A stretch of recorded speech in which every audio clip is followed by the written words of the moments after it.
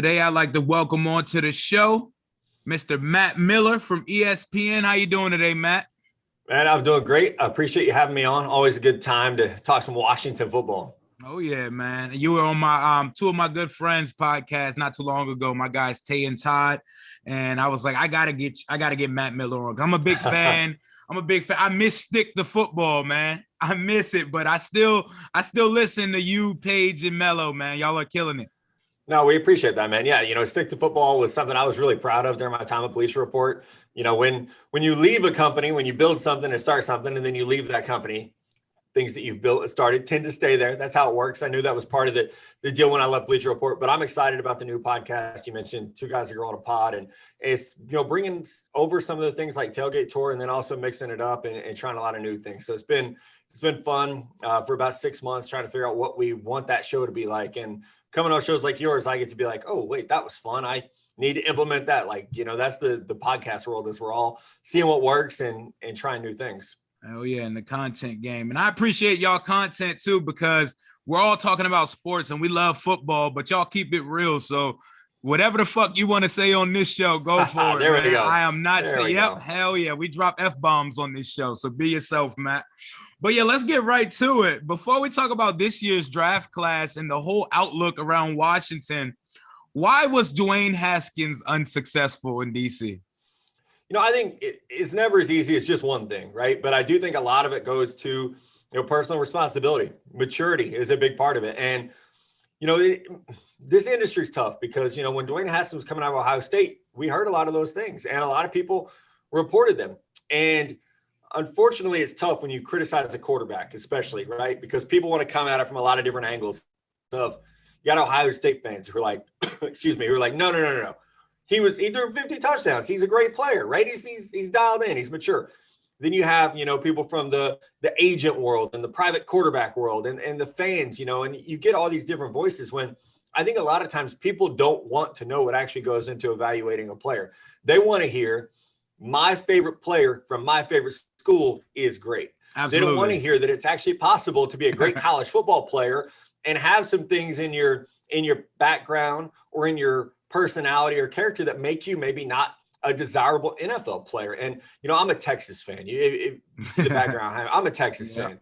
Guess what? We've had a lot of players come through Austin who are entitled, soft, don't want to work, and you get that reputation. And so I think for Dwayne Haskins, there is a lot of personal responsibility that has to go into this of he was not acting like a professional.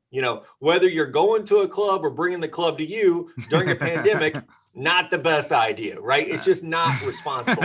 And when you're the CEO of the team when you're a quarterback, especially a first round pick, man, you got to make smarter decisions. So I think we can reasonably assume that if he's making poor decisions off the field, such as bringing the club home or going to a club, then he's probably not in the playbook as much as he needs to be. He's probably not taking it as seriously as he needed to. So I think that's a lot of it. I hope he has success in Pittsburgh. I really do. I loved watching him at Ohio State.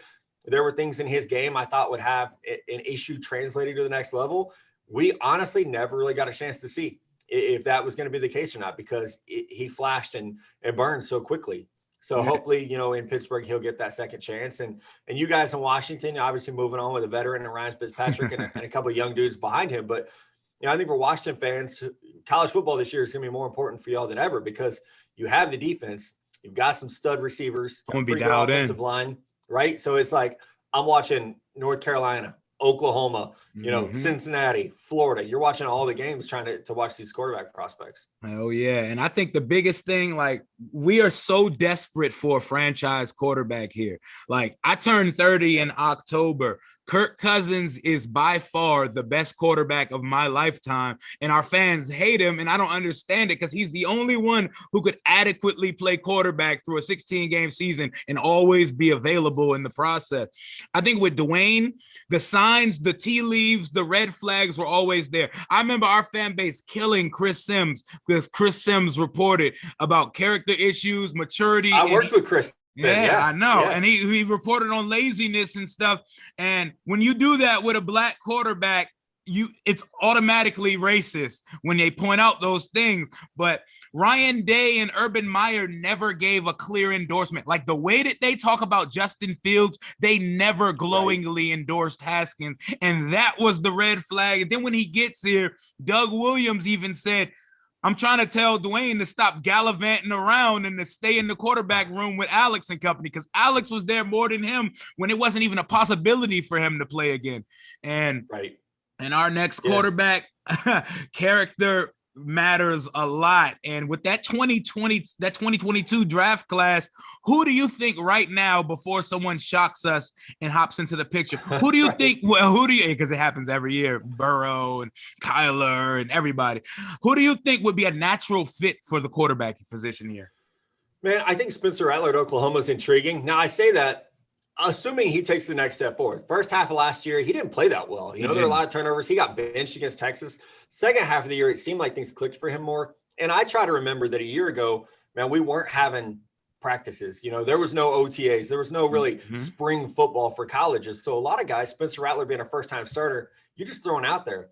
And we saw guys at a lot of different schools, a lot of positions learn on the job. And I think he was one of them. So looking at his traits, I think he has the best potential to be that QB1 next year. Sam Howell at North Carolina is a really good quarterback as well. He's someone who we got to see what he looks like. He lost his top 2 receivers and top 2 running backs. So can he carry North Carolina without those skill players? That could be something that boosts his stock a lot. And then, like you said, man, we see it every year, whether it's Joe Burrow or Kyler Murray or Zach Wilson, somebody pops up out of nowhere. So could it be Carson Strong at Nevada? Could it be Malik Willis at Liberty? Could it be someone we're not even, we're like aware of on the periphery right now, but not one of those guys that you would say is a top 10 quarterback at this stage. So I think that's what makes next year really exciting, is there are a lot of players who you feel like Desmond Ridder could pop. He could be the guy at Cincinnati, a veteran player. He's gotten better every year. He could be that dude. So that's what's kind of exciting, is that there's not that clear-cut QB1.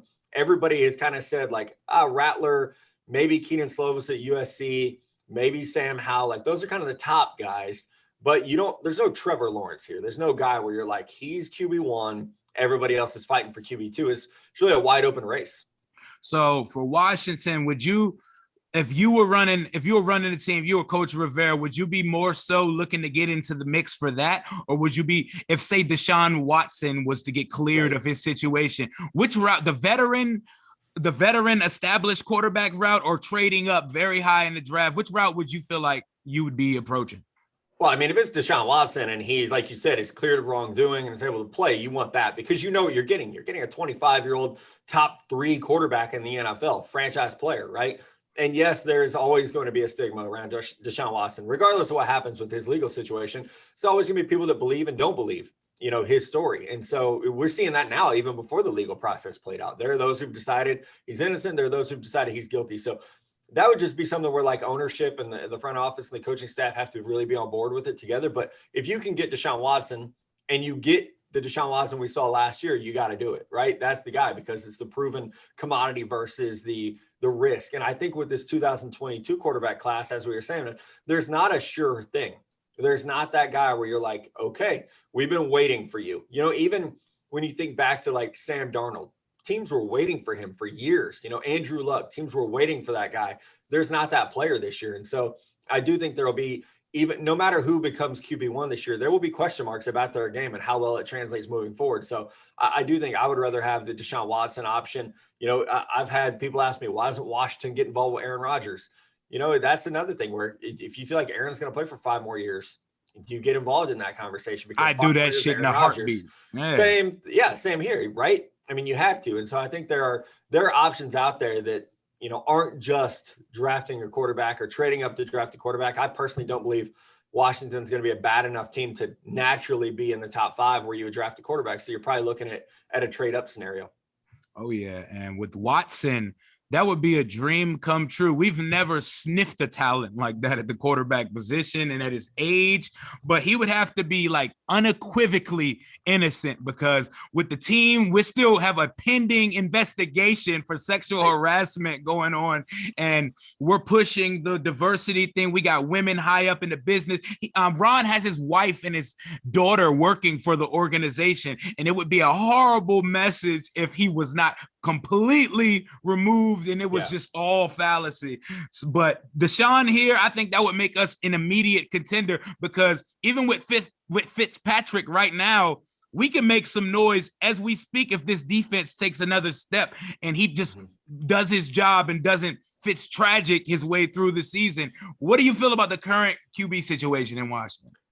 I've talked to some coaches there, and they say, like, hey, we actually think with our defense and our weapons, he's good enough to win games. And I agree with that. I mean, I think we saw Miami last year. He's good enough to win games and can be that kind of solid, steady hand that they need. Again, it goes back to the weapons, and we'll see what the offensive line looks like, whether it's Charles Leno at left tackle, Sam Cosmi in there. I think bringing Eric Flowers in at left guard is going to be a really nice addition. So I think the offensive line is going to be solid enough that whoever's back there is going to be able to just be a distributor, just be a point guard. You don't have to be a scorer. You just got to be a shooter. And so I think he can do that, especially when you have a defense that's going to hold people to 15 points a game. There's not a lot of pressure on you to go have shootouts. So I do think Fitzpatrick is good for now. Taylor Heineke in the postseason, I mean, the dude's just ballsy as hell. And I love the way he plays. I don't know if that means that he's the quarterback of the future there, but I think he showed enough that you at least want to see. You want to see if he can do more of that. And with Kyle Allen, you know what you have. He's been obviously with Ron in Carolina. That's more of like, you got a guy where if the shit hits the fan, you got a guy they could put in there, right? And I will be excited. Preseason is going to be wild this year with only 3 games. Oh, yeah. But I think that's one thing you got to watch through training camp and preseason is, Fitz is the guy right now. But can Heineke or Kyle do enough to push him to make this a true race? And Heineke, he's been building on that momentum here, man. He's put on like 12 pounds of muscle. He is jacked this offseason. And from minicamp, even though you don't take too much from minicamp, they said he looks sharper than Fitzpatrick so far. So he's actually pushing him. Right. Take what you can from minicamp, right? Yeah, exactly. But yeah, I mean, and again, like Heineke, I think that he will always have fans are going to love that dude forever just for how he played. Just that like reckless abandon, which is such a nice changeup. I love Alex Smith and always will. I admire the hell out of him. But he's kind of a safe, conservative quarterback. He's boring. Heineke out there just being like, whatever. Like, I'll do whatever. So. He's boring. There's no excitement to it. Like, I call him check down Jesus. I love Alex Smith. I respect the comeback, but I don't like the way he exited, taking shots at the team. And I mean, he's speaking his truth at the end of the day, but honestly, he could have kept some of that shit to himself because the production on the field never warranted that type of disdain from him. But we're going to move on from that. What do you think is a reasonable expectation for wins for 2021 for the team? Man, I think 8 is kind of the floor. Like 8 wins is kind of the floor, which I think y'all went 8-8 last year. If I have 7-9, 7-9, close, right? So I think this is potentially an 8 to 10 win team. I don't believe that Philadelphia is going to be anything to worry about. I don't know that the Giants. I think the Giants are probably right there in that 6 to 8 win window. I still don't know what Daniel Jones is, man. He might throw 20 picks next year, right? We just don't know what that guy is right now. He could take the step and be very good, or he could continue to turn the ball over with the fumbles and the picks, and you're thinking about a quarterback. But I do think Dallas, I know a lot of people say, that Dallas defense is not going to be that good. It's probably not going to be that good, but I do think the Dallas offense is going to be very good. And so you have to look at it that way. I think those games are going to be battles, of the Washington defense against the Dallas offense. That's going to be a treat to watch. And I mean, you all know you have something special in your front seven. And Jamin Davis was one of my absolute favorite players in the 2021 draft class. I mean, I compared him to Darius Leonard, and I was like in January. His agent, David Mulugeta, texted me in early January, and he's like, I got this guy that I haven't seen you tweet about, and I haven't seen him in any of your articles. Just watch some film on him, okay? And I was like, all right, who? And Jamin actually declared like the next day. So I was like, all right, I'll watch him. And I texted back, and I was like, this is Darius Leonard. Like, this is who it is. And so, but then you put him behind your defensive line, right? And it's just like, I mean, I'm a Niners fan. You probably know this. Like, I loved watching Patrick Willis behind Justin Smith and Aldon Smith. And like, Jamin Davis can be that type of difference maker behind that D line. So it's amazing. That could be the piece that puts our defense over the top. And my co-favorite pick of our draft class, Deamy Brown. Who is a player comp that you would put Deamy Brown up to? I don't have my notes in front of me. I've switched computers, but I remember thinking that he was a little bit like Deebo Samuel to me in his ability to run after the catch. Obviously different body types. I think Deebo's faster, but just that playmaker ability, basically, of like, hey, we got to get that dude touches. Like, let's just get him the ball and let him go make plays. So that was my, not like player comp of like, this is trait based, but it was like when I watched him play, it was like, oh, this is kind of like what Deebo was in college, especially when you get Deamy involved in the return game. Like, I think that's where he could be really special as well. That's interesting. And he moves very fluidly. I like him. He kind of, the way he moves and runs route, it's not as sharp as, but he kind of reminds me of Terry coming out. And I love Terry. That's my dude. Oh, like, I know that's your guy. Terry. Yeah, I know you guys were banging the train. Like, I remember you guys were like, this is a perfect fit in Washington, because a lot of people only seen him as like a special teams guy, but y'all saw it in him as a receiver. Oh. And honestly, we saw it at Ohio State, and then we saw him at the Senior Bowl. And that was when we started calling him Scary Terry, because it was like, this dude's scary good. And his deep routes, his ability to adjust to the ball, his speed. I mean, yeah, if you were listening to the podcast back in the day, especially like, it felt like he became our guy that year, where we were like, this player's being overlooked. Like, someone's going to draft him and have a great player. And I'm not trying to throw shade at Washington's quarterback situation at all, but the fact that he's been that good without a consistent quarterback, just imagine what he could be with consistent quarterback play. Yeah, you're not throwing shade at all. You're telling nothing but the goddamn truth. But okay. As far as this draft stuff, we all see all the 1,000 mock drafts. We all bang the table for players, and we all miss dramatically. Every NFL team misses multiple picks every year.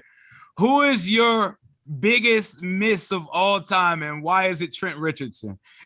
So I don't think it is. That's what's funny is now that's the one that I own the most, right? And I'll be like, I said that Trent Richardson was the best running back prospect I'd seen at that time, which like I consider 2011 to be my start. So, I mean, it hadn't been that long. It's not like saying I got a Gale Sayers, Trent Richardson's better.